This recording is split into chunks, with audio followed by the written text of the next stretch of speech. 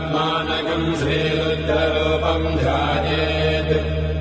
शुद्धस्फटिकसङ्काशम् त्रिनेत्रम् पञ्चवक्त्रकम् गङ्गाधरम् दशभुजम् सर्वाभरणभूषितम् नीलग्रीवम् शशाङ्काङ्कम् नागयज्ञोपवेदिनम् व्याघ्रधर्मोत्तरीयम् च वरेण्यमभयप्रदम् कमण्डलवक्षसोत्थानाधारिणम् शूलपाणिनम् ज्वलन्तम् पिङ्गलजटाशिखामज्ञोतधारिणम् वृषस्कन्धसमारोढम् उमादेहार्थधारिणम् अमृतेनाप्लुतम् शान्तम् दिव्यभोगसमन्वितम् दिग्देवतासमायुक्तम्